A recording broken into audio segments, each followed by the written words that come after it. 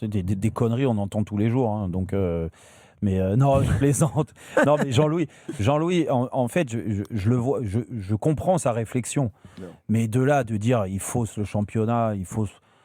Strasbourg aujourd'hui, c'est pas Lyon, c'est pas Bordeaux. Tu vois, dans la gestion. Oui, mais des opérations financières entre deux clubs dans le même Je groupe. suis désolé. Il y a Et quelque chose. tu appelles ça comment, Jérôme Roten? Vas-y, dis-moi. De quoi? Et tu appelles ça comment? Des tournements? Est-ce que c'est pas des tournements, c'est un club qui appartient à une multipropriété. On est d'accord. Non, mais c'est un club qui appartient à une multipropriété. Dans ces cas-là, si vous vous braquez, les gars, il faut vous dire tout de suite qu'il n'y a pas de multipropriété. Je te pose la question. Dans le football, aujourd'hui, la multipropriété. C'est là-dessus dont on va. C'est de ça que l'on va parler. D'accord. Donc absolument. La multipropriété est acceptée dans le football. Donc, faut vivre avec. Moi, c'est bien beau de dire mais là, la multipropriété, arrêtez avec ça, c'est un scandale. Ok, on peut penser comme ça, mais aujourd'hui, elle est acceptée. Donc, Strasbourg fait avec. Moi, ça me choque pas de voir ça parce qu'il y a d'autres clubs qui le font aussi.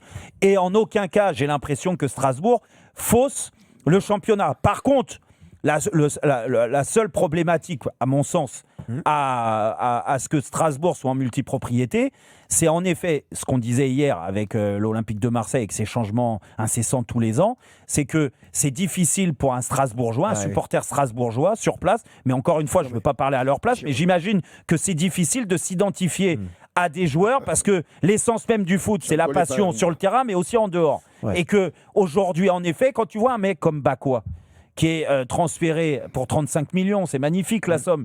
Mais j'imagine que l'identification à ce joueur-là, les supporters de Strasbourg, si c'était le cas. Les 35 millions sont rentrés dans les caisses en plus, tu as raison, Jean-Michel. Mais tu vois, il y a des clubs de multipropriété. Regarde, il n'y a pas de joueur Manchester United à Nice, par exemple. Ça n'arrive pas, tu vois. Jean-Michel, vas-y. Jérôme, le problème de la multipropriété, je pense quand même que dans tout ce qui arrive, la multipropriété, je veux bien, mais à un moment donné, il y a un organisme qui vérifie tout ça ou qui est censé vérifier tout ça. Moi, je reste abasourdi par la fin de Textor, pas par la fin parce que je ne suis pas marié avec Textor, loin de là, mais Textor se présente une première fois en multipropriété. Il a 100 millions de dettes. Oui, mais il y a de la multipropriété. Bon, il continue. La deuxième fois, il se présente, il y a 150. Oui, mais il y a la multipropriété, il continue. La troisième, il y avait, je crois, 178 quand il est parti, un truc comme ça. Il fallait 178 millions. Là, on a commencé à s'inquiéter. Moi, je serais à la place de la DNCG.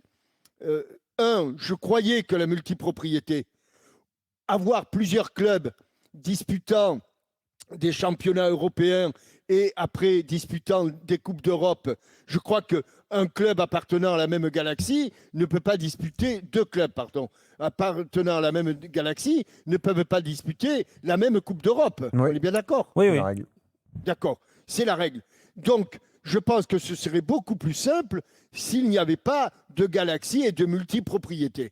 Je pense que ça devrait être interdit. Et je suis sûr aujourd'hui que la DNCG, avec les pouvoirs qu'elle a, qui sont probablement pas tout à fait ce que l'on pense. Quand il faudra aller s'intéresser au compte de Botafogo ou d'un club au Portugal, il y avait un club au Portugal, non, c'était... Non, c'était Textor, ça.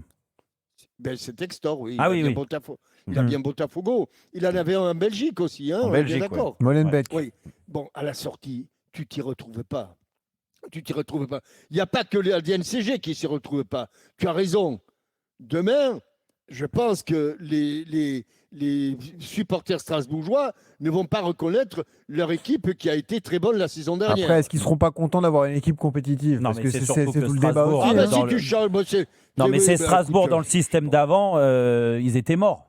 Comme beaucoup de clubs. Et aujourd'hui, vu l'état, Jean-Michel et Pascal, je pense qu'ils pensent comme toi, vu l'état de notre championnat, on ne peut pas cracher sur ce style-là à Strasbourg, la multipropriété. Parce qu'à moyen terme, dans ces cas-là, notre championnat, il n'y a plus rien. Mais ça, c'est pas rassurant. Mais non, il n'y a rien qui est rassurant. Je te rassure, Jérôme. Oui. notre championnat et notre football va beaucoup plus mal qu'on ne l'imagine. Oui, non, mais tu as raison, mais ça on est d'accord. Mais on est d'accord. De toute façon, déjà, on a juste. On est argenté comme des chaînes de pluie. On a juste à regarder, sans parler des finances et de ce qui peut arriver dans les prochains mois et les prochaines années. Il y a juste à regarder le spectacle en Ligue 1 le week-end et comment les équipes se sont affaiblies et le niveau qui est par moments catastrophique. Moi, j'ai toujours en tête la finale de la Coupe de France avec cette merveilleuse équipe du Stade Rémois. Ah ouais, là, on monte à loin. Non, là. Oui, c'était là. C'était là l'année dernière, PSG Reims. Je me demandais comment on pouvait présenter une équipe de Ligue 1 comme ça. Ah bah oui. Je me disais. Après, ils avaient une sacrée bosse sur la tête, les Rémois, à ce moment-là. Ils jouaient leur survie en Ligue 1. Il n'y a pas que sur la tête qu'ils l'avaient. Ils auraient dû enlever Ouais, parce que les bosses, elles étaient sur les pieds aussi. Oui, les pieds, oui. Pascal, qu'est-ce que tu penses de la situation de Strasbourg, alors ? Ce que j'en pense, je connais très mal ce club parce qu'il est très loin en haut de la France. Mais je sais pas. Je crois qu'ils ont sous contrat 44 joueurs sous contrat professionnel. Et je pense qu'ils en ont prêté 7 qui sont professionnels. Ils sont ailleurs en France ou ailleurs. Je ne sais pas, mais après, est-ce que la vente de leurs joueurs, puisque c'est une multipropriété, est-ce que l'argent reste au club strasbourgeois ou vont ailleurs ? Non.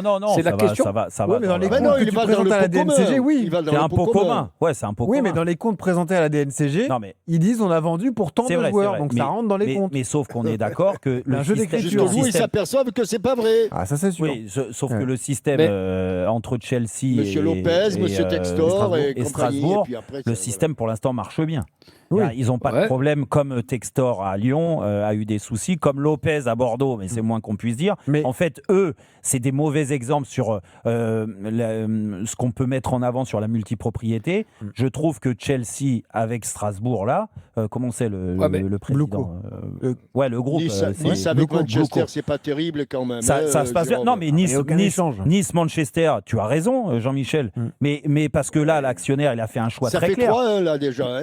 Non, mais l'actionnaire a fait un choix très clair. Pourtant, c'est pas un problème de moyens parce que il est plus que riche, lui. Tu vois. Mais sauf qu'aujourd'hui, il a plus envie d'investir à Nice depuis qu'il a acheté Manchester. Tu vois bien qu'il y a des problèmes, alors, Jérôme. Non, après c'est un choix. Moi, je trouve que entre Chelsea et Strasbourg, il l'a montré. Strasbourg, franchement, ils sont bien lotis pour l'instant. Mais là, tu me parles du cas de Strasbourg. Ok, ça concerne directement les Strasbourgeois. Mais quand tu penses aux autres équipes de Ligue 1, quand tu vois Strasbourg qui se renforce à coups de dizaines et de dizaines de millions d'euros, est-ce que le championnat n'est pas faussé ? C'est ça le fond du propos, Jean-Louis. Par rapport à la concurrence, est-ce que les concurrents de Strasbourg ne se disent pas désolé, mais nous, on ne peut pas lutter ? C'est qui les concurrents de Strasbourg ? C'est Lyon, c'est Rennes, c'est Lille, c'est Marseille, c'est tous ceux derrière le PSG. Et tu trouves qu'aujourd'hui, Strasbourg est largement en avance sur ces clubs-là ? Pas pour le moment, mais ça peut arriver, à mon avis. Regarde, tu l'as dit toi-même, Monaco-Strasbourg a été très fort dans le jeu. Mais tu parles de Rennes, 180 millions d'euros de renfort, à un moment, tu es meilleur que l'équipe qui en a envoyé 5. Hein. Oui, mais Jean-Michel, je suis d'accord avec cette réflexion, mais là, tu me compares à Rennes. Tu crois que M. Pinot, il n'est pas capable d'envoyer ? Il a envoyé en fin de mercato 16 millions sur un mec qui s'appelle Le Paul, qui avait plus joué le pigeonnier prend forme. Non, on plaisante. Faut écouter le podcast de vendredi. On plaisante, mes amis rennais, on plaisante. Voilà, mais derrière, ils ont investi 15 millions sur Mbolo.